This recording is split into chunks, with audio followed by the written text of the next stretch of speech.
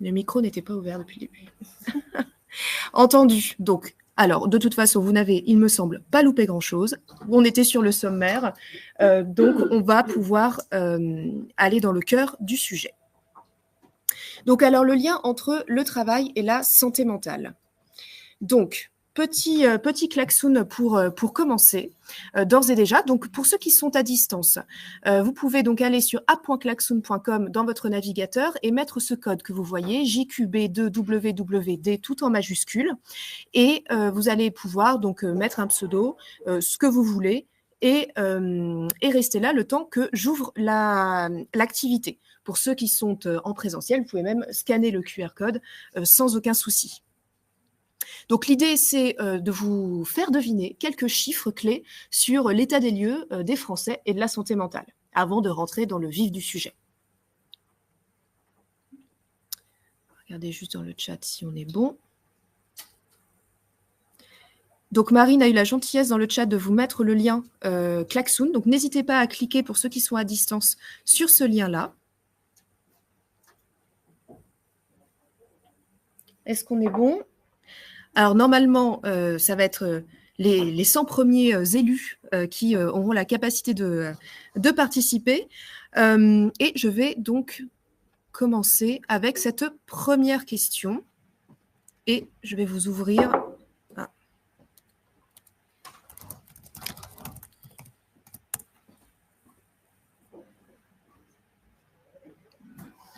Je vais vous ouvrir l'activité. Donc, la question, parmi les salariés français, combien se déclarent en bonne santé mentale? Donc alors, à votre avis? Donc pour ceux qui sont dans le chat, normalement, si vous êtes sur le klaxon, vous avez la possibilité de répondre. Il y a différentes options. Le tout, c'est d'essayer de trouver la bonne. Pour ceux qui sont en présentiel, même chose. L'objectif, voilà, c'est on vous propose différents pourcentages. À votre avis, quand on parle des Français, combien estiment avoir une bonne santé mentale? Donc, sachant que c'est un chiffre que nous avons récolté grâce à une enquête que l'on fait chaque année auprès d'un échantillon représentatif de salariés français.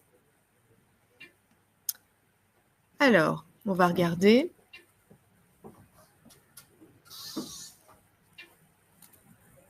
Donc alors, vous êtes une majorité à nous avoir dit, donc 61% de salariés français qui se déclarent en bonne santé mentale. Alors, on va regarder ça tout de suite. Est-ce que c'est bien ça? Non, 56%. Donc bon, un petit peu moins que ce que vous aviez en tête. Alors, 56% des Français qui estiment avoir une bonne santé mentale, donc c'est quand même... Voilà, un petit peu, enfin, on aurait espéré un petit peu plus haut quand même. 56%, c'est à peine plus de la moitié. Après, l'objectif, c'est de savoir est-ce que c'est à cause du travail ou pas? Parce qu'il peut y avoir plein de choses qui peuvent impacter une santé mentale. Combien de Français estiment avoir une bonne santé mentale versus le nombre de salariés français estiment avoir une bonne? C'est une très bonne question, parce qu'effectivement, ici, c'est une enquête sur les actifs français. Donc voilà, c'est vrai qu'on n'a pas fait, non, on n'a pas pris les seniors et on n'a pas pris ceux qui ne sont pas sur le marché du travail. Donc notamment, et notre échantillon, on a quand même 4000 actifs français, donc qui est totalement représentatif. Mais sur les actifs français, alors on en a quand même qui ont 16 ans, parce qu'ils ont déjà, voilà, sont déjà sur. Mais donc ça nous donne quand même une bonne majorité. Mais effectivement, on n'a pas ceux qui ne sont pas actifs encore ou plus actifs. Mais bon, deuxième question, hein. Quel est le pourcentage de salariés français, d'actifs français qui estiment que leur activité professionnelle affecte négativement leur santé mentale? Donc là, je vous ouvre la question suivante sur Klaxoon. À votre avis?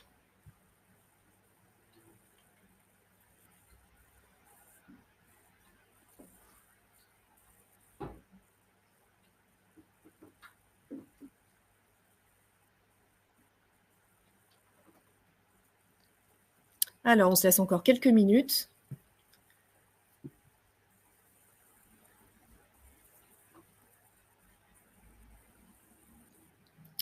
Alors, vous êtes une majorité à nous avoir dit 62%. Ah oui, 34%, autant pour moi. 34% donc voilà, parmi les salariés français, 34% donc estiment que leur activité professionnelle affecte négativement leur santé mentale. Alors, on va voir ça. C'est 24. Donc 24% estiment que leur activité professionnelle affecte négativement leur santé mentale. Juste pour un point un peu de méthodo, sachez que dans l'enquête, le fait de ne pas penser que c'est négatif ne veut pas dire positif. Il y avait aussi, disons, un genre de neutre, on va dire ça comme ça. Donc vraiment pour les personnes qui sont vraiment négatifs, on est sur 24%. C'est quand même moins que nos 56% initiaux, donc c'est quand même... Voilà, donc on peut souffler un petit peu, même si il y a quand même ce travail pour aller récupérer ces 24%. Autre chiffre que l'on souhaitait vous partager, c'est ces 3 risques du travail donc liés à la santé mentale. Donc, vous voyez que nous avons trois risques donc, qui est ressorti de cette même enquête. Le premier, donc, le burn-out, qui est vraiment risque numéro 1 pour les salariés français à 31%. Nous avons ensuite l'ennui et la perte de sens en deuxième position. Et en troisième position, la gestion de la pression. Donc, en fait, vous voyez que les principaux risques du travail, selon eux, ça va être en majorité quand même burn-out, ennui, perte de sens, gestion de la pression, sachant que là, c'est vraiment lié à la santé mentale, mais sachez que même tous les risques du travail, de manière générale, burn-out, ennui et perte de sens arrivent aussi en première position. Sachant que, naturellement, burn-out d'un côté, ennui, perte de sens aussi, dans les deux cas, c'est une question, effectivement, d'impression de charge, mais le résultat reste le même, c'est-à-dire une santé mentale dégradée.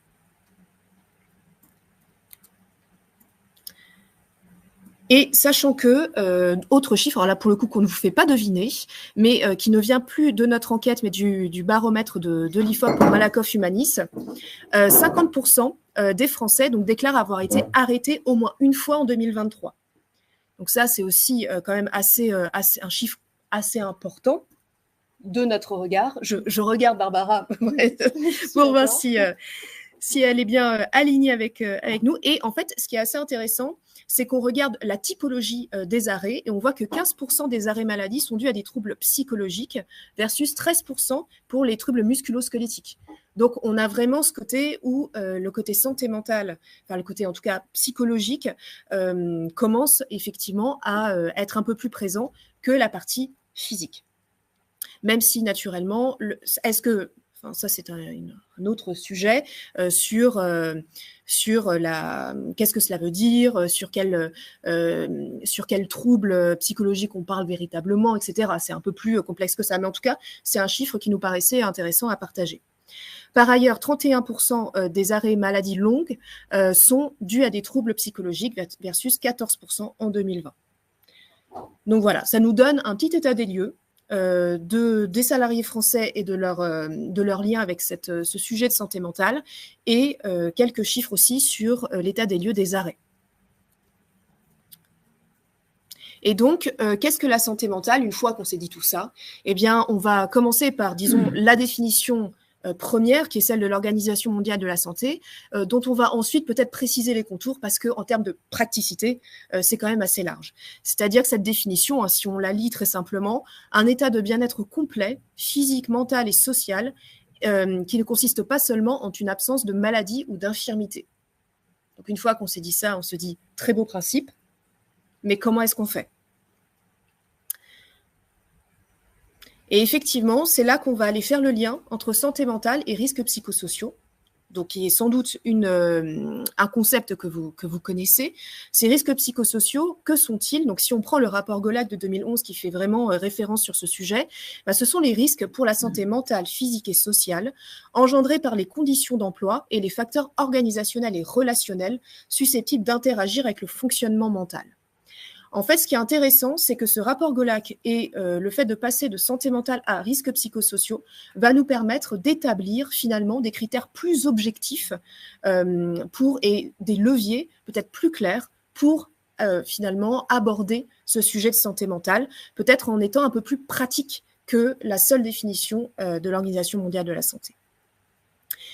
Et notamment, le rapport Golac, donc, cite 6 facteurs de risque liés au travail que je vous laisse découvrir.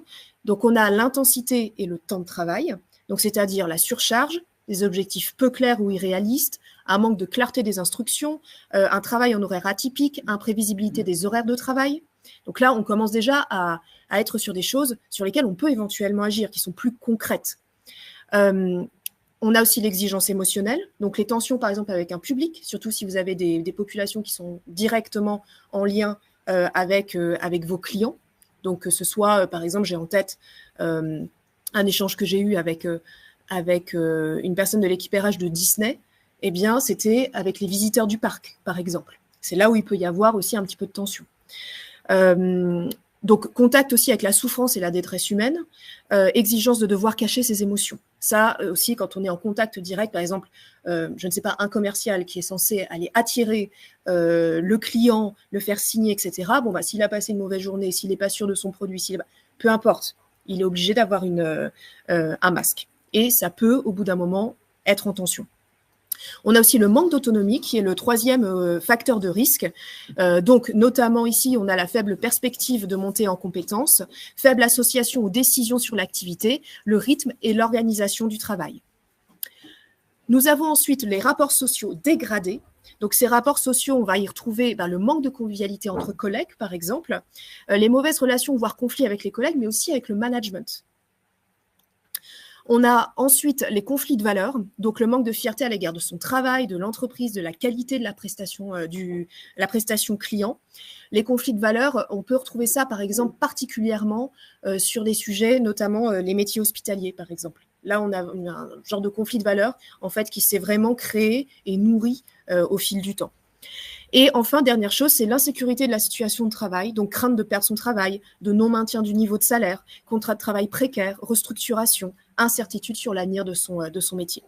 Donc en fait, vous voyez qu'on passe d'une définition qui est un peu large à quelque chose grâce à ces risques psychosociaux sur lesquels en fait on va pouvoir agir beaucoup plus concrètement. Donc ça, c'était finalement ce qu'est la santé mentale et l'état des lieux. Maintenant, notre objectif, c'est de savoir l'entreprise, quel est son rôle par rapport à ça. Est-ce que la santé mentale, finalement, c'est que le collaborateur tout seul qui doit gérer ses affaires? Bon, nous, notre angle, c'est effectivement que non, qu'en fait, l'entreprise a, c'est pas que nous qui le disons, hein, c'est la loi aussi, mais que l'entreprise a effectivement un rôle à jouer. Donc, autre chiffre, donc si vous avez encore votre klaxon, quel est le pourcentage de Français qui déclarent que leur entreprise met en place des actions de prévention et de soutien? À votre avis?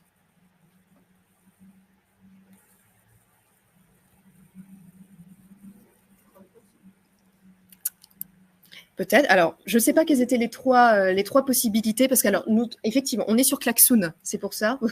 On est sur Klaxoon, et en fait, ça nous permet d'avoir... Alors, attendez, je vous mets le...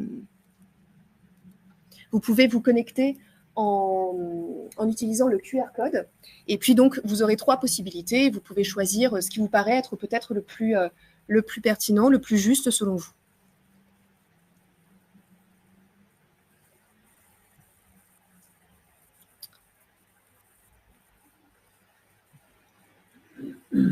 Alors, je laisse encore quelques petites secondes et puis on va regarder ça ensemble.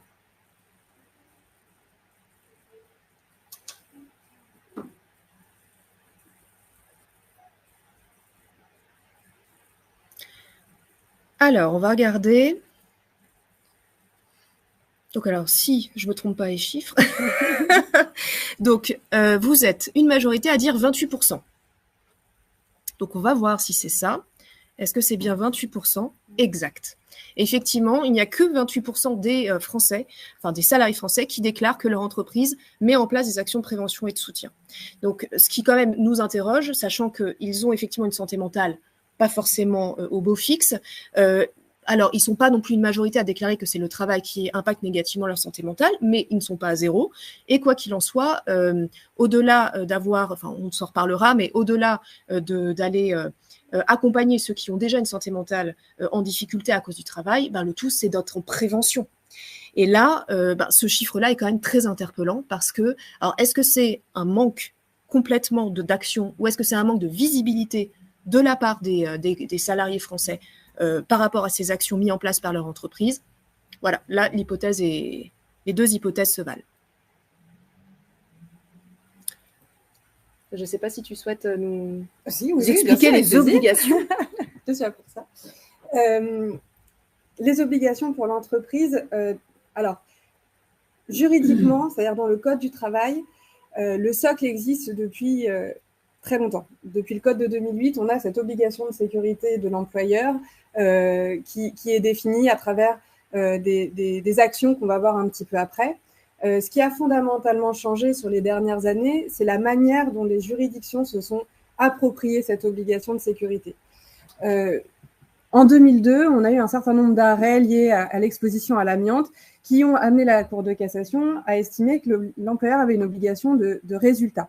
Obligation de résultat, ça veut dire je dois arriver au résultat voulu, et si le résultat n'est pas atteint, c'est que j'ai fait un manquement. Donc ça voulait dire, en réalité, parvenir, si vous voulez, à un risque zéro. À partir du moment où il y avait un dommage pour le salarié qui était lié à son travail, on considérait que l'employeur nécessairement avait manqué à son obligation parce que le résultat lui-même n'avait pas été attendu. Ce qui était effectivement pas très motivant pour les entreprises, puisque de toute façon, c'était un peu jouer au qui perd, quoi. Hein. Enfin, le risque est là, il se produit, de toute façon, j'ai tort, quoi que je fasse. Cette situation, elle a un petit peu évolué en 2015. C'est un arrêt Air France qui était lié aux attentats en fait, de 2001. Vous voyez la célérité des juridictions sociales françaises. Et la Cour de cassation a dit, attendez, le risque zéro, effectivement, n'existe pas. Et un employeur qui a mis en œuvre tous les moyens qu'il avait à sa disposition pour prévenir le risque ne peut pas se voir reprocher la survenance du risque dès lors que tous les moyens ont été mis en place. Et donc, c'est ce qu'on appelle une obligation de moyens. On considère en termes d'obligation de sécurité que ce qui est demandé à l'employeur, c'est une obligation de moyens renforcée, puisqu'on lui demande, au-delà de respecter le texte, d'être proactif dans sa prévention et de prendre en compte des risques qui n'ont pas encore été réalisés, mais qui sont prévisibles. Donc, c'est une obligation de moyens renforcée, mais il n'empêche que c'est un petit peu plus motivant pour l'employeur. En tout cas, il a une marge de manœuvre qui aujourd'hui est plus grande sur cet aspect d'obligation de sécurité. Et c'est, je pense, certainement une des raisons pour lesquelles aujourd'hui, on voit quand même cette obligation de sécurité revenir un peu sur le devant des préoccupations des entreprises pour effectivement prendre en main ces questions de risques globaux et de risques psychosociaux en particulier. Alors, les obligations légales, quelles sont-elles? Ici, je vous ai mis 2 extraits des principaux textes légaux sur les obligations de l'employeur. C'était impossible de vous mettre tout parce que, comme vous vous en doutez, ça prend beaucoup de pages dans la partie réglementaire également et quelques-unes autres dans la partie légale. Mais si vous devez retenir quelque chose de ces obligations, c'est 3 points. Premièrement, c'est la prévention. La prévention, c'est-à-dire anticiper les risques et essayer de les prévenir une fois qu'on les a anticipés. Ça, c'est le premier point. Le deuxième point, et ça fait écho à ce chiffre qui fait peur d'un point de vue légal, de 28% seulement de salariés qui sont au courant des mesures de prévention, c'est qu'il faut que les salariés en soient informés et qu'ils y soient formés. C'est fondamental. Si je mets des mesures en place mais que personne n'est au courant, évidemment, elles sont inefficaces. Et troisième aspect, et c'est peut-être le plus chausse-trappe des 3, c'est la mise en place d'une organisation adaptée. Le Code du travail nous dit qu'il faut adapter le travail à l'homme et non pas le contraire.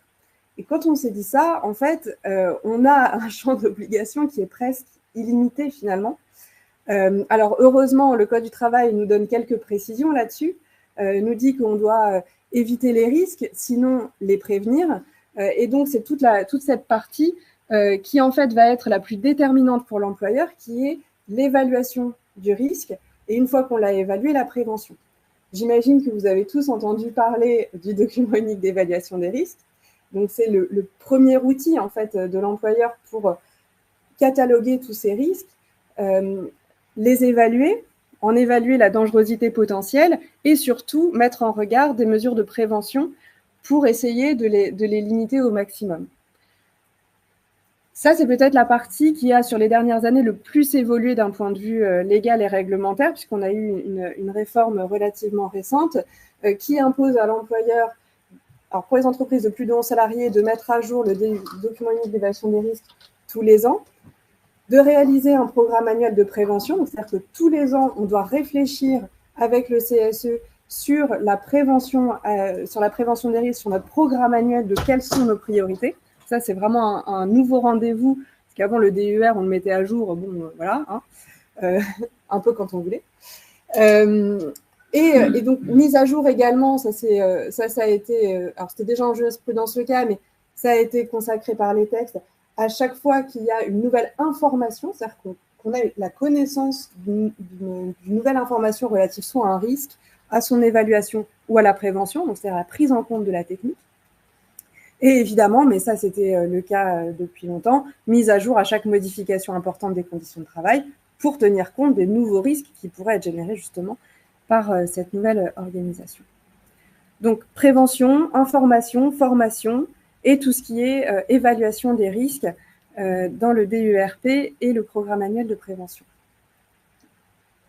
Toutes ces obligations, elles sont irriguées, selon le Code du travail, par des principes généraux qu'il faut appliquer à chaque étape en fait, de la réflexion sur la prévention des risques professionnels.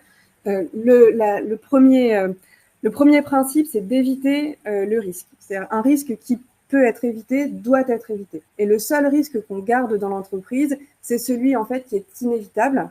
Et celui-ci, on l'évalue et on essaye à tout prix de le réduire. Deuxième principe, c'est d'adapter le travail à l'homme.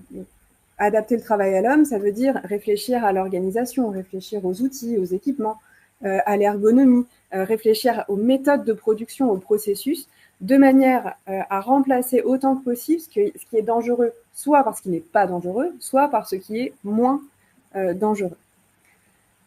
Troisième principe, planifier. Ça, c'est vraiment nouveau, ce programme annuel de prévention des risques et ce rendez-vous annuel, planifier la prévention des risques pour avoir en fait des objectifs qui soient clairs, qui soient concrets et qui effectivement permettent d'arriver à notre objectif de réduction des risques. Cette planification, nous dit le Code, elle doit intégrer les facteurs internes, donc organisation du travail, processus, mais aussi des connaissances externes, c'est-à-dire quel est l'état de la technique, quel est l'état de la connaissance sur tel ou tel risque pour pouvoir s'en servir et modifier les processus de travail le cas échéant. Et le dernier principe qui est peut-être le plus important, je dirais, quand on voit encore une fois ce chiffre de 28%, c'est informer, donner les instructions aux salariés pour qu'ils puissent eux-mêmes se protéger. C'est un article assez méconnu dans le Code, mais le salarié a l'obligation de suivre les instructions qui lui sont données par l'employeur sur le plan de la santé et sécurité pour préserver sa propre santé et celle des autres. Et ça, c'est fondamental. C'est-à-dire que l'employeur informe et derrière, le salarié a l'obligation de suivre ces instructions. Mais encore faut-il évidemment les avoir données.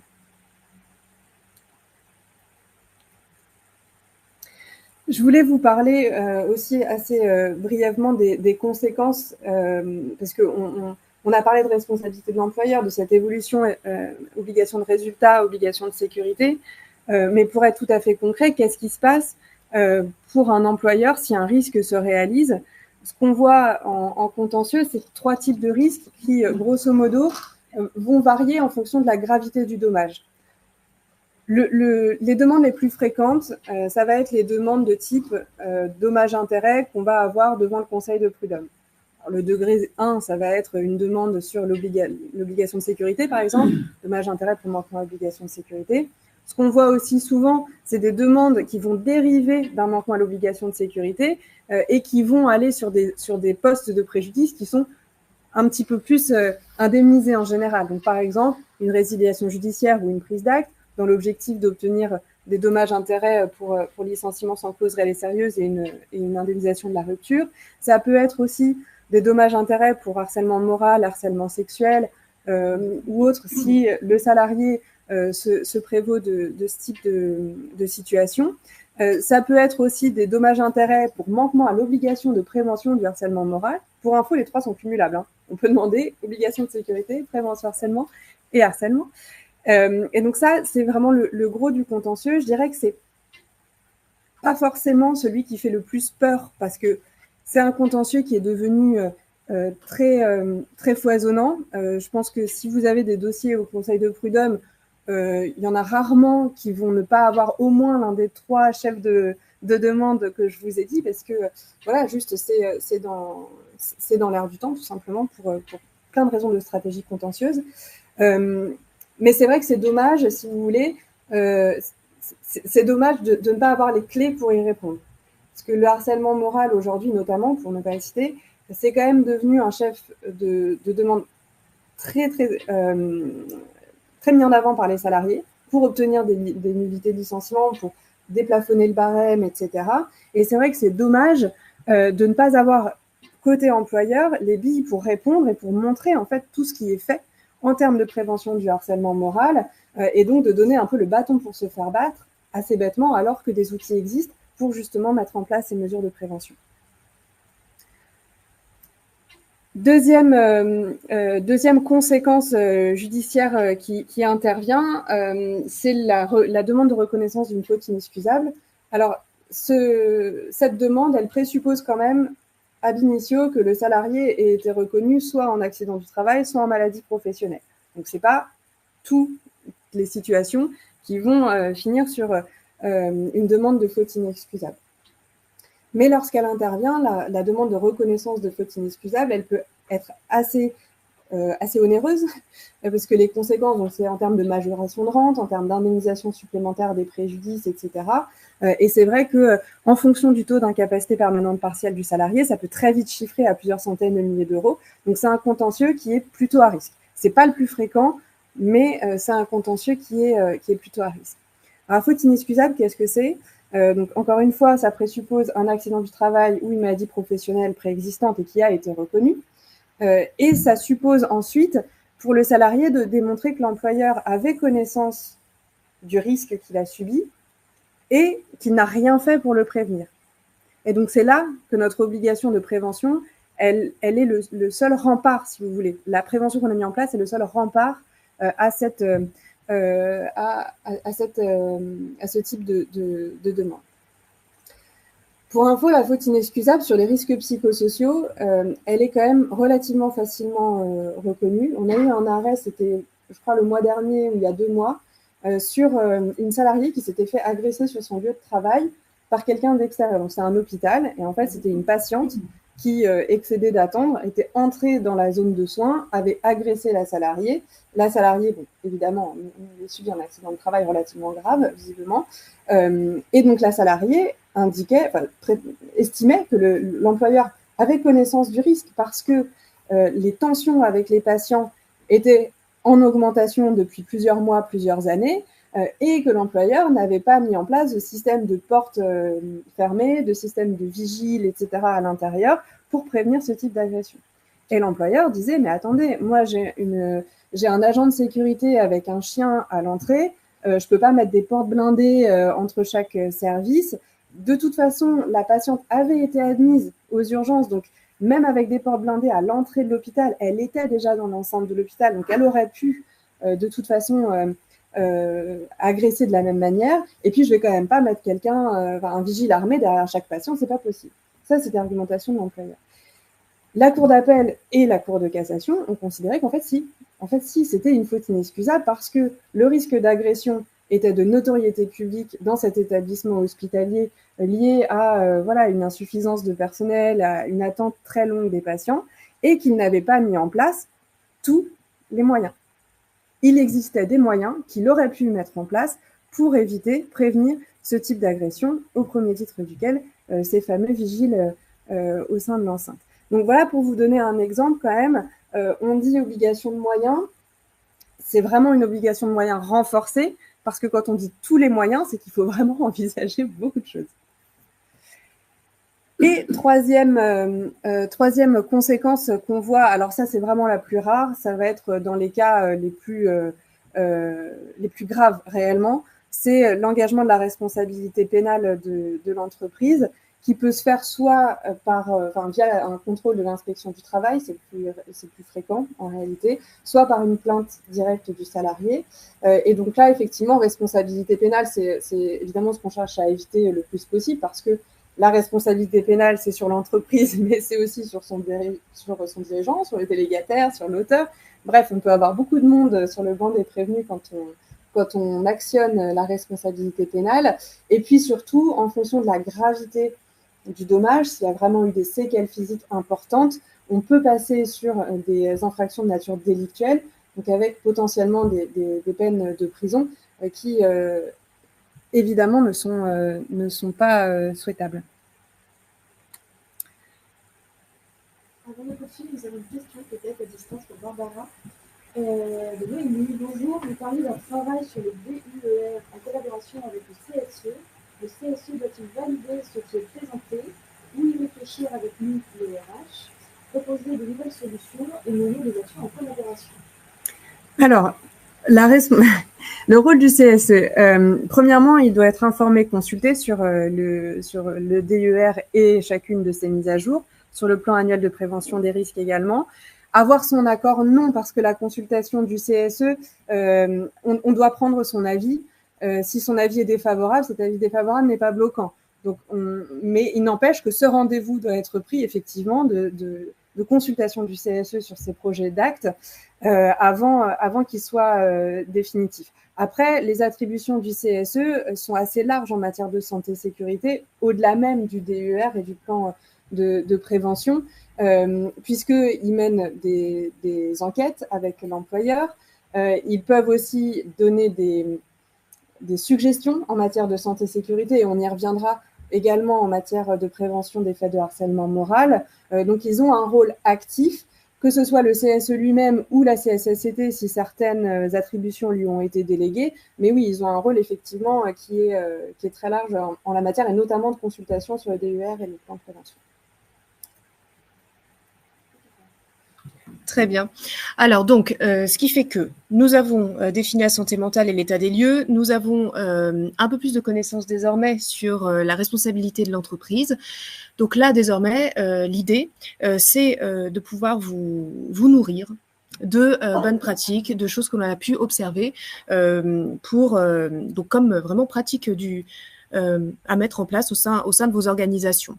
Donc, sachant qu'il y a 3 niveaux de prévention de ces risques psychosociaux, on a prévention primaire, secondaire, tertiaire. Alors, la primaire, qu'est-ce que c'est? Eh bien, on va être dans une logique donc de prévention plus, c'est-à-dire réduire l'exposition aux facteurs professionnels de stress, donc vraiment aller réduire cette exposition. Par contre, effectivement, donc au maximum de risques, autant que faire se peut. Après, on a la prévention secondaire, donc là, on va être dans une logique de renforcement. C'est-à-dire qu'on va aider à mieux gérer les facteurs professionnels de stress, c'est-à-dire qu'on peut les réduire, et peut-être en reste-t-il et en restera-t-il toujours. Donc, c'est aider à cette gestion. Et ensuite, on a la prévention tertiaire, donc la logique de réparation. Donc là, c'est mettre en place un soutien pour les salariés en souffrance, si tant est que les choses n'ont pas été faites en prévention primaire ni secondaire, ou en tout cas pas avec le succès escompté. Donc, effectivement, donc on a passé, alors, si vous me suivez toujours, de santé mentale à RPS. Donc là, on va passer tranquillement de RPS à qualité de vie au travail.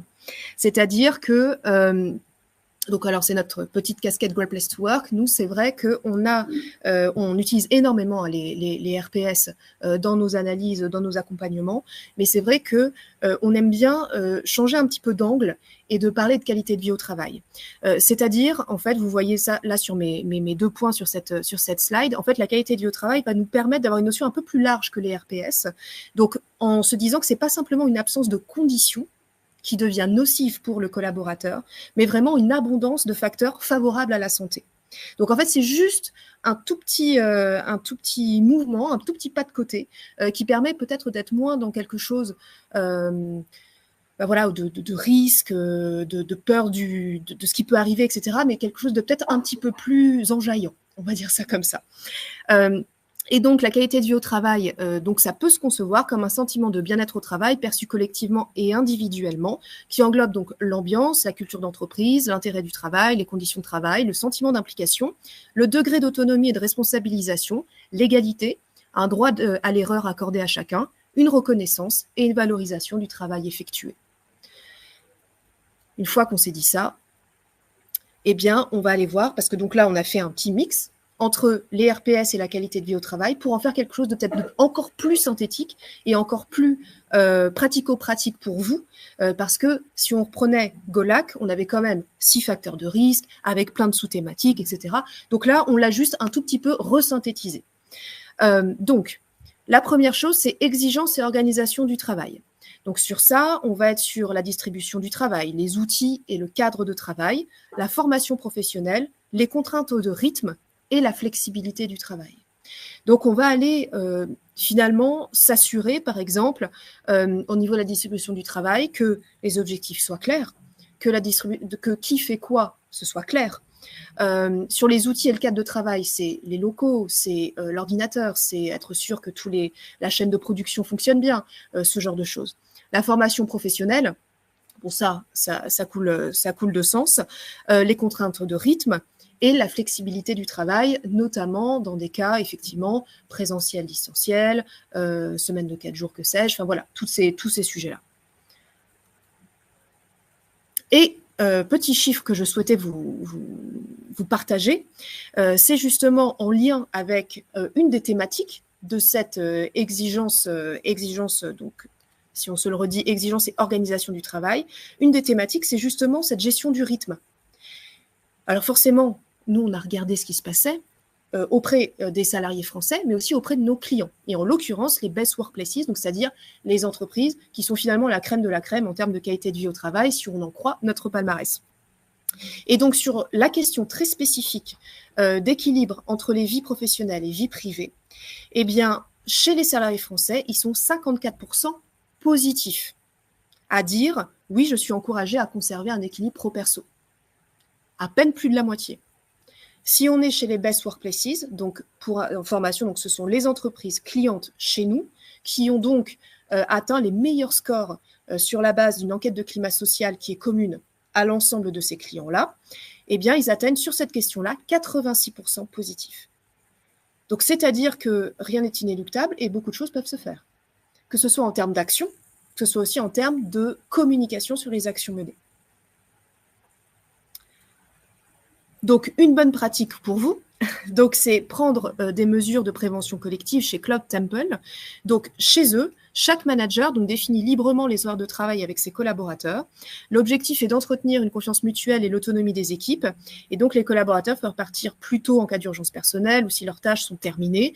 Et les managers sont formés à décourager leurs collaborateurs à travailler le soir et le week-end. Ça pourrait peut-être vous faire rire parce qu'on se dit c'est tellement évident.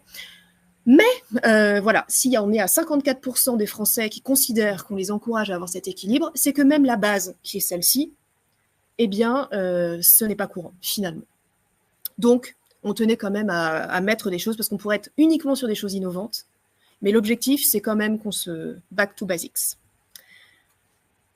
Ensuite, si on va sur les changements du travail, alors ça c'est assez intéressant, enfin tout est intéressant, mais celui-là, surtout quand on est avec beaucoup de transformations, on a énormément d'entreprises qui viennent nous voir, qui sont en transformation parce que il y a des changements dans leur activité, des fusions, des acquisitions, des licenciements, etc. Enfin, il y a beaucoup de mouvements. Et donc, sur ce changement du travail, l'idée c'est de travailler sur la confiance en l'avenir des collaborateurs vis-à-vis de leur entreprise, vis-à-vis de leur propre travail aussi au sein de l'entreprise, la capacité du management à gérer ces changements et surtout, et ça c'est intéressant, à associer les parties prenantes internes à cette compréhension des changements. Un chiffre, chez les Français, donc actifs français, 46% sont associés, enfin déclarent être associés aux décisions ayant un impact sur leur travail ou leur environnement professionnel. 46%. On est à 79% chez les best workplaces. Donc, encore une fois, rien n'est inéluctable. Mais il y a quand même un peu de travail.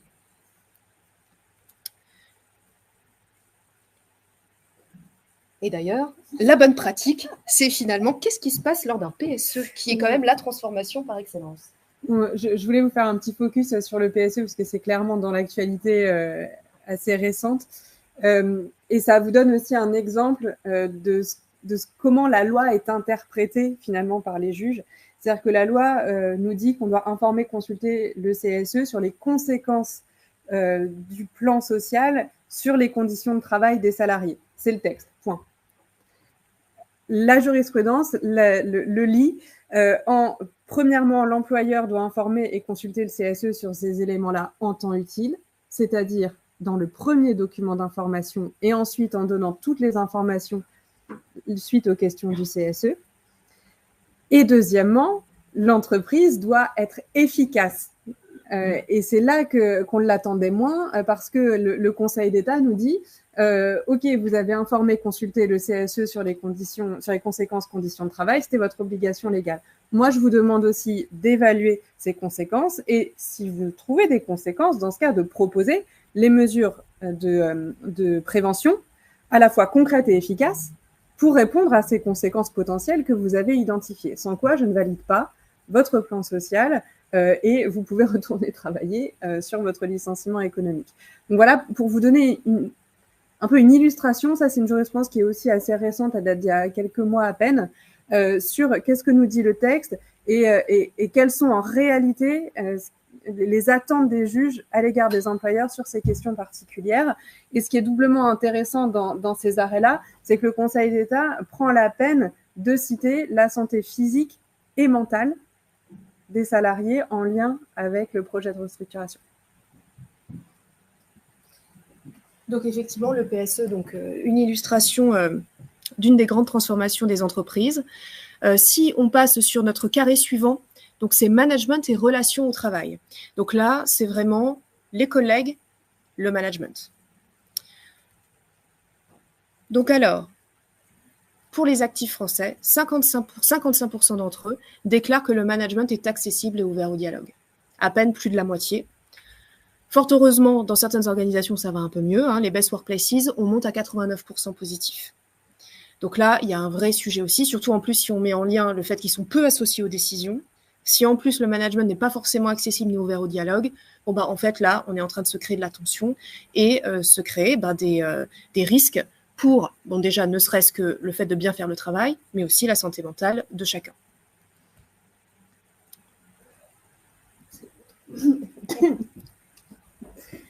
Un autre focus, cette fois-ci, sur le harcèlement moral, puisqu'encore une fois, c'est vraiment le point de crispation principale sur les sujets de RPS en entreprise. Quelles sont les obligations de l'employeur sur ce thème particulier du harcèlement moral? Alors, dans les grandes lignes, elles sont similaires aux autres risques. On est sur l'information, formation, l'évaluation, la prévention, etc. Mais il y a quand même quelques petites spécificités sur le harcèlement moral, notamment sur la prévention, avec le spectre élargi quand même qui doit être pris en compte. Je vous donnais l'exemple de l'agression sur le lieu de travail par un tiers. En termes de harcèlement, c'est la même chose. C'est-à-dire qu'on doit envisager le harcèlement en interne, mais on doit aussi envisager le harcèlement externe à l'entreprise, soit parce que ce harcèlement est intervenu de la part d'un client, d'un fournisseur, d'un partenaire, d'un usager, soit parce que ce harcèlement a lieu à la frontière de l'entreprise. Un salarié, par exemple, qui se fait harceler par un de ses collègues à chaque fois qu'il termine son poste. Un salarié qui se fait harceler sur les réseaux sociaux par un de ses collègues. Tout ça, on est dans une zone grise qui n'est pas totalement extérieure à la responsabilité de l'employeur et qui doit aussi être prise en compte au stade de la prévention de ce risque-là. En matière de harcèlement, vous avez aussi de manière très classique cette obligation de prévention en termes d'information, de formation sur le risque harcèlement et garder également en mémoire sur le harcèlement que le CSE a une attribution un petit peu plus importante que sur les autres risques puisque ces propositions doivent être prises en compte et si l'employeur les refuse, il doit expliquer pourquoi il les refuse. Dit autrement, quand vous recevez une proposition de prévention de la part du CSE sur le thème du harcèlement moral, si vous estimez soit que ça a été déjà fait, soit que ça n'est pas pertinent, soit que vous faites déjà mieux, vous avez le droit de le dire, mais il faut l'expliquer et vérifier que cette explication soit bien portée au procès-verbal pour pas effectivement vous retrouver en porte-à-faux dans un second temps. Deuxième point assez important sur le harcèlement, c'est une fois qu'on a mis en place toutes nos mesures pour prévenir, une des principales questions, c'est comment j'identifie et comment j'identifie assez tôt. L'identification, elle passe assez classiquement par la mise en place d'une procédure d'alerte qui soit suffisamment fluide et fonctionnelle pour que les salariés, effectivement, puissent l'actionner. Mais, à mon sens, elle passe aussi et surtout même sur, sur une prévention active ab initio, c'est-à-dire suivre les indicateurs macro qui vont pouvoir vous mettre la puce à l'oreille sur une situation de harcèlement. Ce serait quoi, par exemple? Le turnover, le taux d'absentéisme, les demandes de mutation dans un service, que ce soit des mutations géographiques ou des mutations fonctionnelles, tout ça, c'est des indicateurs qui, quand ils commencent à passer un petit peu la moyenne de façon assez répétée ou qu'il y a des pics, souvent ça traduit quand même une situation qui se passe dans ce service-là. Et je dis pas que c'est absolument, enfin, ça aboutit nécessairement à une situation de harcèlement identifiée, mais par contre, ça peut être une bonne raison d'ouvrir sa porte et d'aller discuter avec les salariés pour voir effectivement ce qui se passe. Et troisième clé pour le harcèlement, ça c'est aussi une obligation qui est faite par les juges et qui est assez logique, j'ai envie de dire. C'est une fois qu'on a prévenu, qu'on a identifié, il faut réagir en cas de situation de harcèlement. La première étape, je pense que vous avez eu 1000 webinaires sur la question, c'est celle de l'enquête sur les faits potentiels de harcèlement. Recueillir les éléments de preuve, ça c'est très important parce que une situation de harcèlement ou d'alerte harcèlement va nécessairement vous générer un contentieux. Que ce soit par l'auteur potentiel, que ce soit par la victime potentielle, vous êtes sûr que ça va finir en contentieux. Donc, une des manières de se protéger, c'est aussi de recueillir les éléments de preuve pertinents pour justifier la décision qu'on a prise. La décision, de toute façon, sera contestée, mais au moins, on sera en capacité d'expliquer. Et puis, quoi qu'il arrive, même si on se dit qu'il n'y a pas de situation de harcèlement, mettre en place un plan d'action pour redresser la situation, que ce soit parce qu'on a considéré qu'il y avait un conflit interpersonnel qui doit quand même être traité, même s'il n'y a pas de harcèlement, ou alors un problème de compétences managériales ou des choses comme ça. Voilà, c'est le plus important de cette étape-là, c'est vraiment le plan d'action et les mesures que l'employeur a mis pour essayer de traiter la situation. Et ça, c'est aussi une manière de répondre à ce risque de faute inexcusable où, OK, on a identifié le risque, maintenant, qu'est-ce que c'est l'étape d'après? C'est-à-dire, qu'est-ce que j'ai mis en place comme mesure pour répondre à ce risque identifié?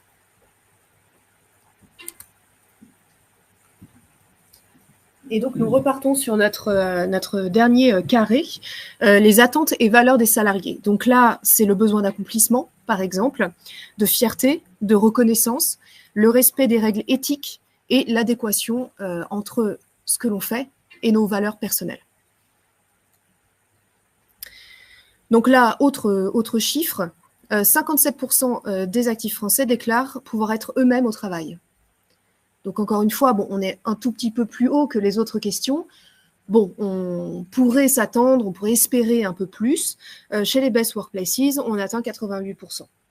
Voilà. Mais c'est vraiment un sujet, bon, certes, d'inclusion de tout à chacun dans une organisation, mais il faut imaginer finalement le potentiel non exploité, entre guillemets, quand on a quelqu'un qui ne se sent pas tout à fait à l'aise quand il est au travail. Et notamment en bonne pratique.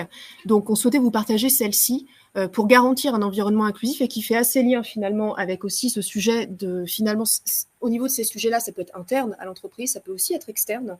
Et finalement, sur les interfaces entre le collaborateur et le public ou les clients, et là encore, en l'occurrence ici, les visiteurs d'un parc d'attractions, puisque c'est Disneyland, Paris, qui a mené sa propre enquête de perception, dite donc qu'ils ont nommé cultiver l'inclusion auprès de ses collaborateurs parce qu'ils voulaient vraiment aller identifier quelles étaient les typologies de risques. Est-ce que c'était vraiment est-ce que c'était interne, est-ce que c'était entre collègues? Et en fait, ils ont découvert que c'était surtout les visiteurs du parc. Donc ça, c'est assez intéressant parce que ça peut être un vrai angle mort quand même pour certaines organisations qui sont, pour le coup, comme on dit, en B2C. Ça reste quand même un sujet. Et donc, alors, pas forcément eux en particulier, mais il y a un certain nombre de bonnes pratiques qu'on peut mettre en place une fois qu'on a établi que le risque pouvait venir de l'extérieur. Et sur ça, eh bien, on va vous joindre, je pense, dans le chat, et on vous donnera aussi, pour ceux qui sont en présentiel, le lien vers un super article qu'on a sorti il n'y a pas longtemps, justement sur les bonnes pratiques quand on est dans ce type de situation. Alors, donc avec Barbara, on a beaucoup parlé.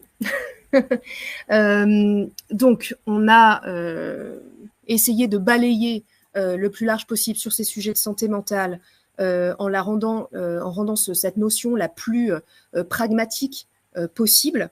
Naturellement, l'idée pour nous maintenant, c'est d'écouter ce que vous mettez en place ou ce que vous souhaiteriez mettre en place dans vos différentes organisations. Donc, pour ce faire, on va retourner sur Klaxoon. Je vais vous réouvrir une activité. Et en fait, la question va être simple, c'est quelles actions liées à la santé mentale votre organisation déploie-t-elle ou souhaite-t-elle mettre en place? Et on va se faire un petit code couleur, c'est-à-dire que si elle déploie cette action aujourd'hui, vous pouvez mettre en vert. Si elle souhaite mettre en place, donc c'est pas encore le cas, on peut le mettre en rouge, par exemple. Ça nous permettra de faire un petit peu le tri. Donc voilà, pour nous, vraiment, l'idée, c'est de mieux comprendre qui on a en face de nous. Et je vais vous ouvrir ça tout de suite. Donc, ce seront des post-it électroniques. Donc, c'est-à-dire que quand vous allez... Alors là, normalement, je vous ai ouvert l'activité, donc vous mettez « Participer » et vous arrivez sur ce qu'on appelle un board. Vous avez un gros plus sur votre écran, vous cliquez, et là, en fait, un post-it électronique va apparaître. Vous mettez votre idée et vous me l'envoyez en ayant choisi la bonne couleur, donc avec la petite flèche verte en haut à droite. Si vous avez plusieurs idées, plusieurs post-it, avec grand plaisir.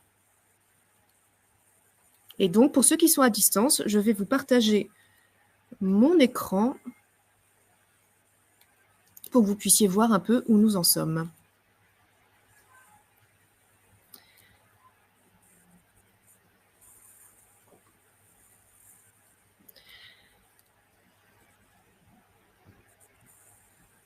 Donc alors, n'hésitez pas, on va prendre quelques minutes pour vous laisser le temps de nous envoyer tout ça.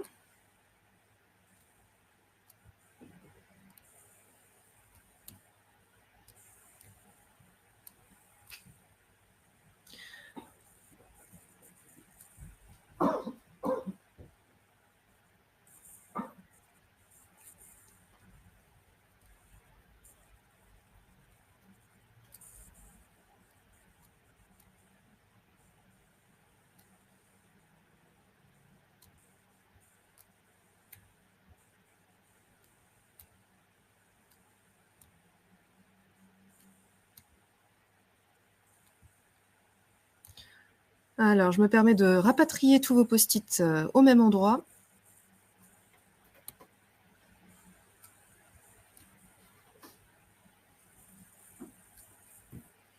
N'hésitez pas, pour ceux qui m'ont envoyé des post-it jaunes, de me dire est-ce que c'est vert, est-ce que c'est rouge.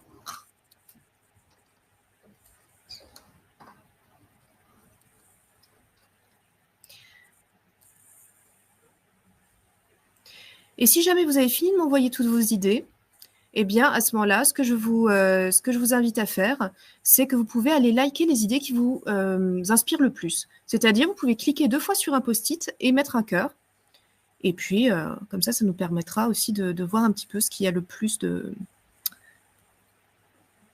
ce qui vous plaît le plus a priori.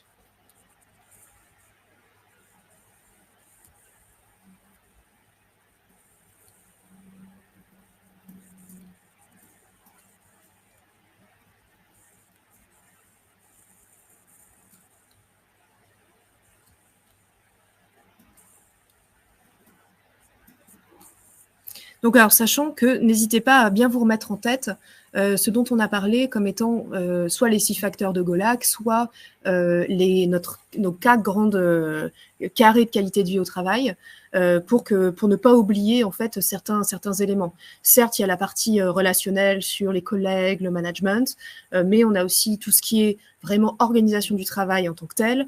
On a donc notamment le rythme, la flexibilité, mais pas que. On a toute la partie aussi accompagnement au changement, et on a la partie attente et valeur. Donc c'est important l'objectif pour aujourd'hui, nous, c'était vraiment de vous montrer que déjà ce n'est pas qu'une affaire individuelle, mais qu'au-delà de ça, ça recouvre quand même certains sujets qui étaient peut-être des angles morts jusqu'à présent.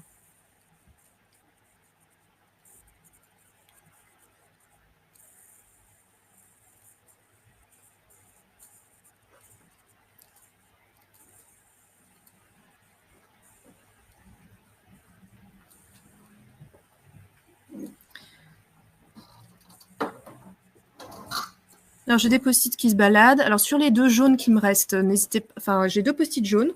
Donc, je ne sais pas si c'est à faire ou déjà fait. Donc, je les mets un peu de côté, mais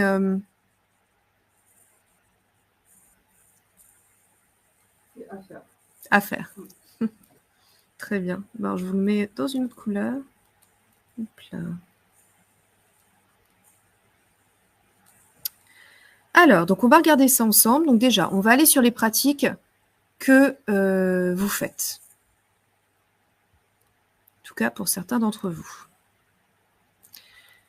Donc, on a plein de choses. Alors, team building after work, entendu. On a des sessions de travail hors les murs. On a, alors j'ai vu réunion fun, on ne parle pas business. Ça, je l'ai vu ici. Est-ce qu'on a d'autres choses sur la partie, ce type de choses? Je regarde rapidement. Zone d'échange, repos convivial. Ouais. Donc ça, on est d'accord. Ah oui, où est-ce que tu... Ah oui, ici. Non, si, oui, ici. Donc ça, on est d'accord. Ensuite, effectivement... On a, ah oui, il y a la course locale, effectivement, activités sportives communes. Ça, je vais peut-être le mettre avec effectivement les team building. Très bien. Ensuite, on a la partie référent handicap. Donc, ça, vraiment avoir ce sujet. Donc, intervenant, donc, référent handicap et référent harcèlement RPS bien identifiés, acteurs intervenant en accompagnement des collaborateurs hors spectre RH. Donc, ça, c'est assez intéressant. On a aussi partenariat avec les startups spécialisées comme Mocacare. Donc, ça, effectivement, nous les connaissons aussi. Accompagnement d'un groupe de travail RPS PSE, tout à fait. On a les formations, effectivement, manager sur les fondamentaux des RPS, clairement, questionnaire QVT, formation, effectivement, aux managers qui reviennent, sensibilisation aux managers également. C'est vrai que le manager, c'est assez particulier. C'est vraiment une partie prenante centrale. Alors avec RH, CSE, on a le manager de proximité aussi, qui souvent est un petit peu démuni, de par effectivement sa formation qui est souvent plutôt une formation métier qui l'a fait arriver jusque-là et pas une formation pure manager/RH.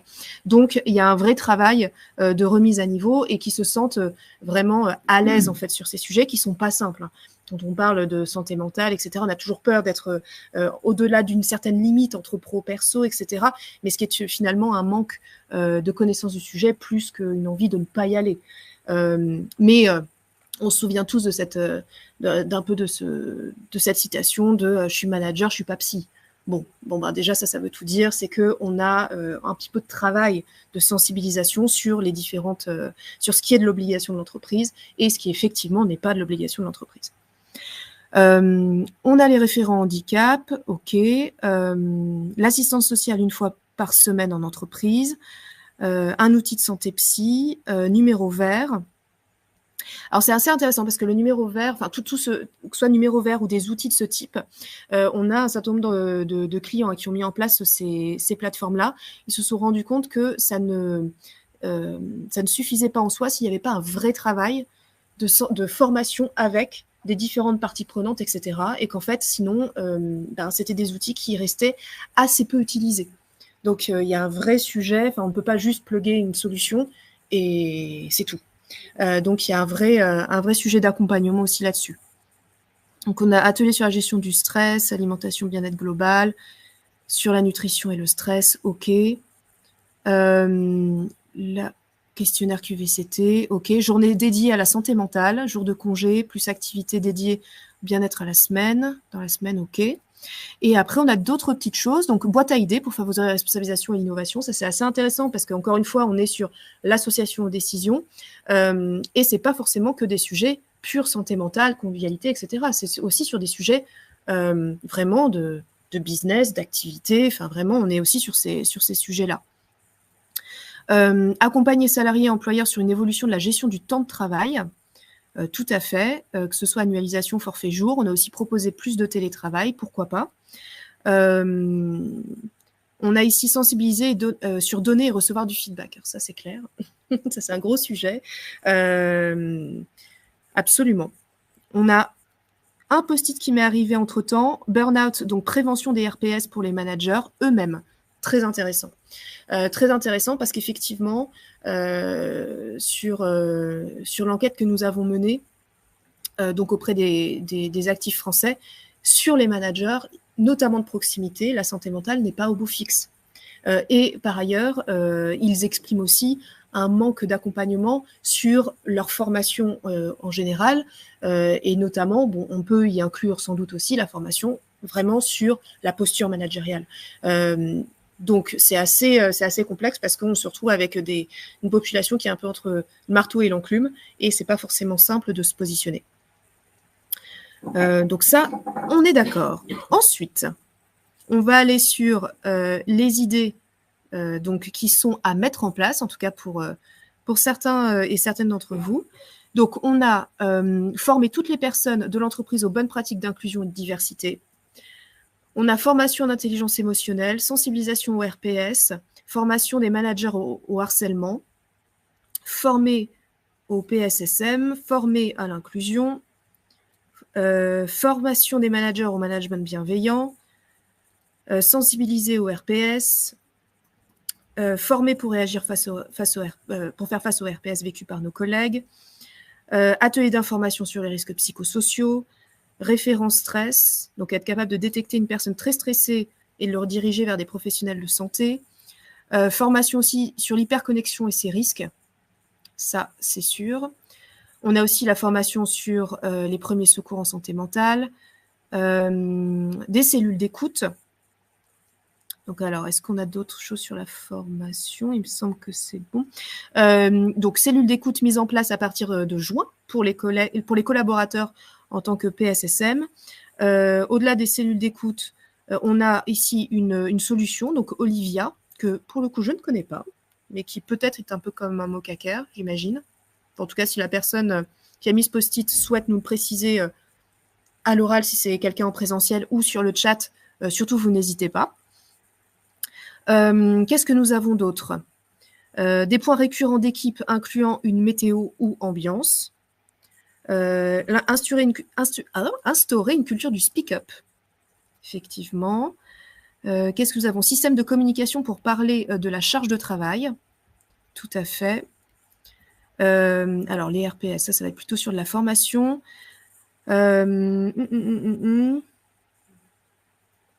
Utilisation des outils de l'ARACT. Ouais. Entendu. Ensuite, on a des sujets un petit peu plus. Donc, semaine. Ouais. Tout à fait. Tout à fait. Je l'ai vu, où est-ce qu'il est? Tout en bas à gauche. Ah, absolument. Donc, ouais, tout à fait. Congé annuel imposé, semaine de 4 jours, etc. Petit point promo, la dernière table ronde que nous avons faite avec Barbara, c'était justement sur la semaine de 4 jours. Donc, n'hésitez pas, si ça vous intéresse, on pourra vous partager le replay et le support, sachant que c'est une table ronde très intéressante avec vraiment des entreprises plus ou moins de petite et moyenne taille, je dirais, et puis aussi un acteur public. Et c'était assez intéressant parce qu'on était sur la semaine de 4 jours, mais finalement, la conclusion, c'était un peu, bon déjà, ça s'accompagne, plus, mais au-delà de ça, que finalement, l'objectif, c'est la flexibilité du temps de travail, et la semaine de 4 jours n'est qu'une modalité parmi plein d'autres modalités en fait qui existent. Donc c'est assez intéressant de pouvoir être plus à l'aise sur ce sujet. Qu'est-ce que nous avons d'autre? Un quart d'heure sécurité et team building TMS, très bien. Un sondage anonyme mensuel par grade sur le ressenti des collaborateurs à propos de leurs conditions de travail. Tout à fait. Nous avons améliorer l'implication du CSE dans son rôle de préventeur, des boîtes à idées ouvertes et débattues ensemble, appliquer réellement les politiques de santé mentale au management. Et alors, je vais lire, dépister le niveau de stress des collaborateurs par secteur. Alors, à voir si par secteur, qu'est-ce que cela revêt? Est-ce que c'est par secteur, par exemple, équipe au sein d'une même entreprise? Voilà, si jamais quelqu'un a... Dites-moi. Par équipe, par atelier, je pourrais détailler un peu, excusez-moi d'avoir manuscrit. Non, aucun souci. Donc, par atelier ou par équipe de travail ou par en fait, ceux qui sont sur le même management, histoire de voir s'il y a une influence du management sur le groupe qui peut être détecté par l'évaluation de stress du temps et on peut marquer des différences. Absolument, très clair. Alors, est-ce que, déjà Barbara, est-ce que tu as une quelconque remarque? Je suis assez étonnée du nombre de rouges en formation et information. Mais voilà, on a encore du travail. Ah oui, il y a encore un petit peu de travail, mais c'est tant mieux qu'on se soit parlé aujourd'hui. Très bien. Pour ceux qui sont soit à distance, soit en présentiel, est-ce qu'il y a des choses qui vous interpellent ou vous dites, tiens, je partirais bien avec cette idée-là? Ça nous intéresse de savoir un peu quel est votre état d'esprit. Oui. Je trouve intéressant qu'on parle plus beaucoup de former les managers, mais qu'on peut former tout le monde. Parce que ça concerne tout le monde. Le manager, il peut effectivement donner certaines billes pour aider les membres de son équipe à mieux gérer le stress, etc. Mais après, il faut que tout le monde se forme. Il va pas pouvoir porter toute la partie qui est tout seul en disant qu'il faut absolument balancer des formations de manager. C'est un peu dommage de dire qu'à chaque fois, c'est le manager qui va se retrouver un peu dans l'équipe. Effectivement, je suis assez alignée sur le fait qu'il y a différentes parties prenantes et qu'il faut toutes les embarquer. Malgré tout d'expérience, on a tendance quand même à se dire que si on veut avoir de l'impact à l'échelle d'une organisation, il faut le soutien du comité de direction, manager intermédiaire, manager de proximité, et effectivement ensuite les et aussi collaborateurs. Je pense qu'effectivement on ne peut pas se limiter à la formation manager, on ne peut pas non plus se limiter à une formation uniquement collaborateur. C'est vraiment l'ensemble, et c'est vrai que c'est assez juste sur certains points que l'on a vu dans nos petits rectangles là, de qualité de vie au travail, notamment sur celui sur la relation. Il y a relation au manager, il y a aussi relation aux collègues. Donc en fait, si par exemple on ne se sent pas soi-même, si on a des enjeux d'hospitalité, de solidarité, de relations interpersonnelles, en fait, c'est pas forcément le manager peut certaines choses, mais c'est effectivement tout à chacun en tant que, je veux dire, adulte, faisant partie d'un collectif qui avons chacun notre part de responsabilité. Tout à fait. J'ai quelques retours sur le chat. Une première question, donc, avez-vous de bonnes pratiques pour instaurer une culture de speak-up? N'hésitez pas à répéter la question pour que les auditeurs puissent vous entendre lorsque vous posez une question. Quand on pose Ah oui, c'est si jamais on a une autre question. Entendu. Donc la partie speak-up, donc si c'est... Alors, à voir ce qu'on met derrière speak-up, parce qu'effectivement, ce n'est pas tout à fait mon post-it personnel, mais si je comprends un petit peu ce qui est derrière ce sujet de speak-up, je pense qu'effectivement, alors ça dépend sur quoi on a envie de les faire speak-up, hein, les collaborateurs, les managers, etc. Je dirais que il faut être un petit peu patient. surtout si on part de zéro. Parce qu'il va falloir recréer un climat de confiance qui n'est peut-être pas présent dans l'organisation. Donc, c'est-à-dire les sensibiliser sur déjà le sujet sur lesquels on a envie de les faire parler. Donc, si par exemple, si c'est la santé mentale, eh bien, on va retomber sur notre formation, nos sensibilisations. Mais bien sûr qu'il faut qu'ils aient quand même connaissance du sujet avant de pouvoir déterminer si oui ou non ils sont OK avec ce qui est en train de se passer dans l'organisation. Ça, c'est une première chose. Barbara a bien sûr dit qu'il y avait des outils d'alerte, etc. Enfin voilà, tous ces sujets-là sont effectivement importants, mais ne peuvent fonctionner que si il y a eu une bonne compréhension, une bonne information des collaborateurs. Le rôle du manager de proximité est bien sûr évident pour être sûr que toute parole donnée est bien entendue, est bien écoutée. Est-ce que c'est uniquement manager, enfin en tout cas embarquement du manager de proximité, équipe RH? Effectivement, on a vu aussi des référents qui ne sont pas forcément RH, pas forcément manager. Alors, le petit warning, c'est juste bien définir leur rôle pour être sûr que eux-mêmes ne se retrouvent pas empêtrés dans des injonctions contradictoires. Mais ça, c'est effectivement important. Et après, on peut se dire qu'une chose qui peut fonctionner éventuellement, c'est d'avoir d'abord une remontée collective et anonyme pour factualiser et ensuite parler, peut-être en plus petits groupes, sur ce qui est en train de se passer. Notamment, j'ai vu qu'il y avait des questionnaires QVCT qui sont faits, des sondages anonymes qui sont en cours de réflexion. Nous, effectivement, on est forcément, de par notre métier, très en quête de climat social. C'est une évidence que quand on y va, quand on a une enquête de climat social qui factualise qu'il y a des problématiques dans un service, par exemple, ou sur des sujets transverses à l'échelle de l'entreprise, bah forcément, une fois que c'est factualisé et qu'en plus on a eu un certain nombre de répondants, c'est suffisant pour que ce soit fiable, eh bien, on peut commencer à travailler parce qu'en fait, les intuitions sont factualisées. Et souvent, ça peut arriver que le management ait des surprises, mais souvent, il n'y a pas de surprise. C'est juste qu'ils avaient besoin juste de s'assurer que ce n'était pas juste une sensation. Donc voilà, donc il peut y avoir différentes choses, je dirais, le climat de confiance, factualiser et être sûr d'avoir une vraie écoute grâce à des outils, mais grâce aussi aux parties prenantes, en synthèse. Mais, oui.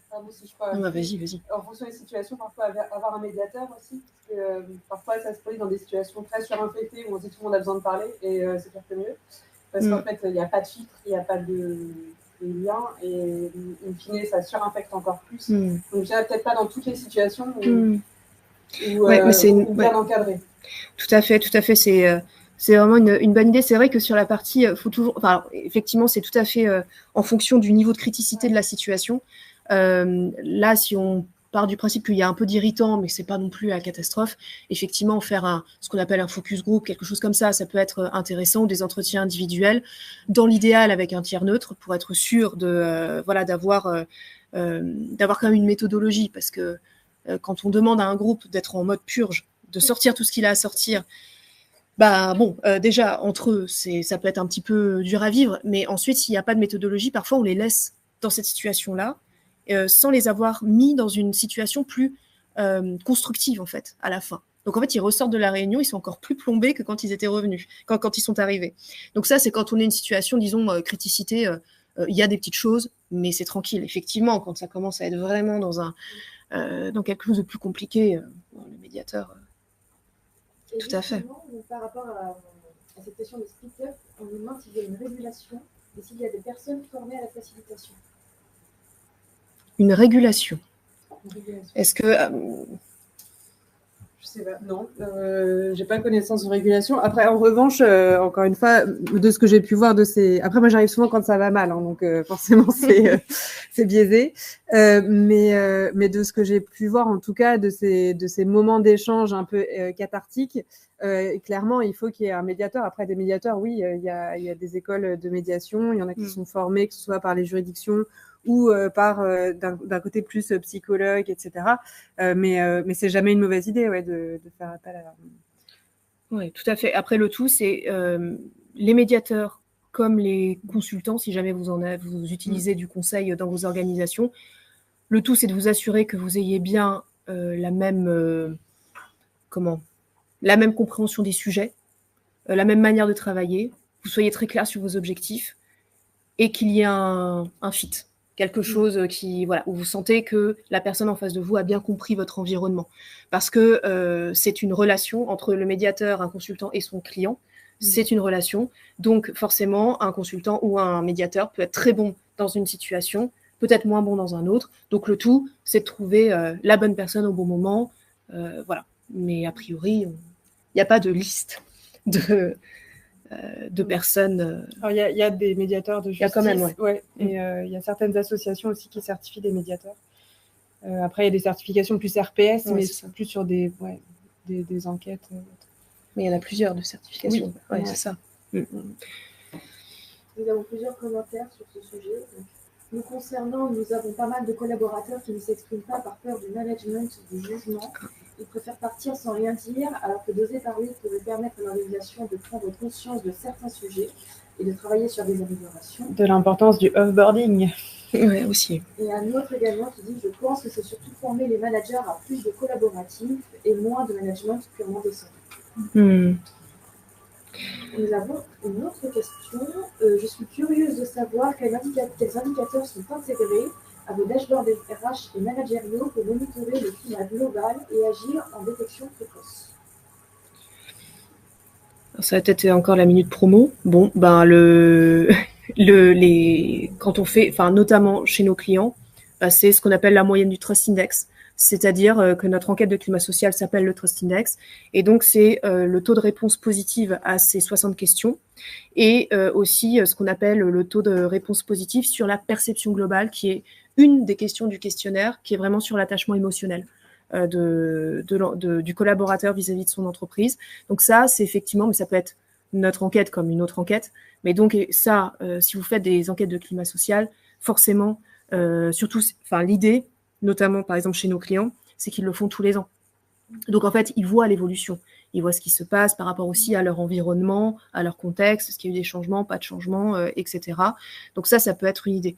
Après, tu avais exprimé tout ce qui était turnover, etc. Oui, après, c'est des indicateurs plus macro qui peuvent être suivis assez facilement sur l'absentéisme, le turnover. Après, je pense que, et là, je rebondis sur le commentaire d'avant, le fait de faire des entretiens de sortie, c'est aussi très parlant généralement. Pourquoi la personne part, c'est peut-être là qu'on a le plus d'informations in fine sur ce qui peut se passer en interne. Et pour le coup, s'il y a quelque chose qui vraiment se dégrade très rapidement, en faisant systématiquement ces entretiens, on le voit assez vite finalement. Une question justement relative aux entretiens de sortie.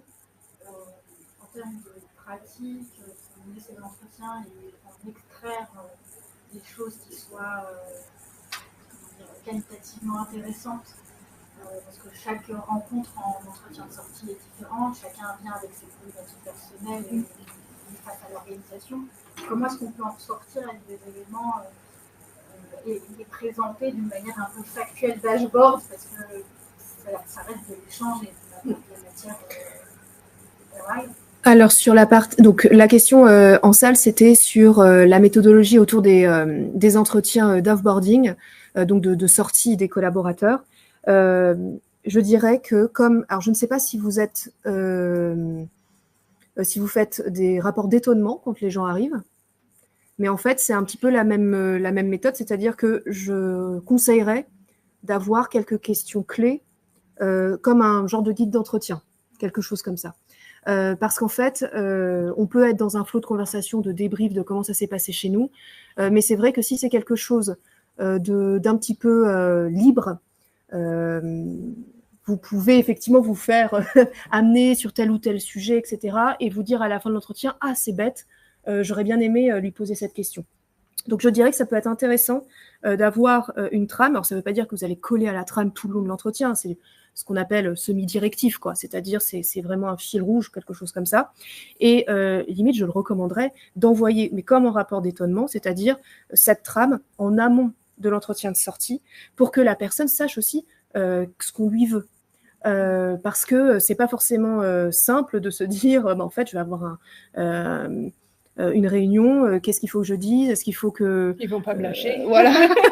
Donc bon, Là, au moins, ça factualise. Et puis, vous avez la possibilité, alors soit effectivement, si vous avez envie vraiment d'avoir un reporting, dashboard, etc., pourquoi pas sur certaines questions, avoir des questions ouvertes et des questions fermées qui vous permettent ensuite de recoder en quelque sorte. Si vous dites, bon, voilà, entre 0 et 5, comment enfin, sur ce sujet-là, vous faites une moyenne et vous avez votre dashboard. Mais je dirais que mon sentiment, c'est qu'il faut que ce soit un peu préparé, mais des deux parties. Voilà.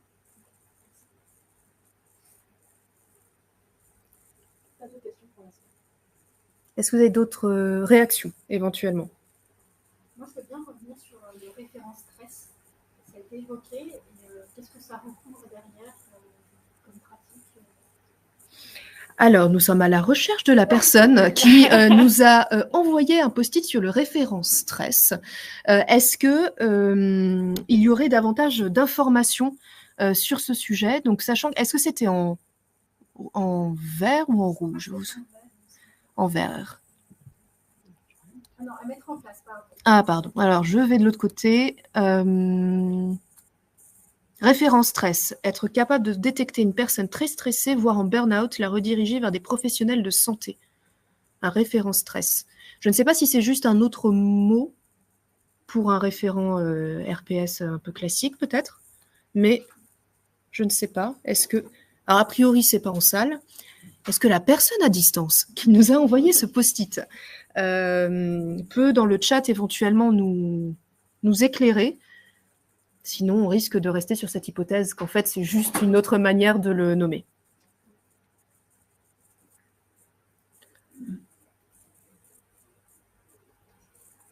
D'autres choses? Non? Oui. Est-ce que dans les pratiques que vous mettez en place, que vous pensez mettre en place, vous dissociez les approches par classe d'âge? Alors, la question qui est dans la salle, pour ceux qui sont à distance, c'est sur une approche RPS, est-ce qu'on fait la différence entre les classes d'âge?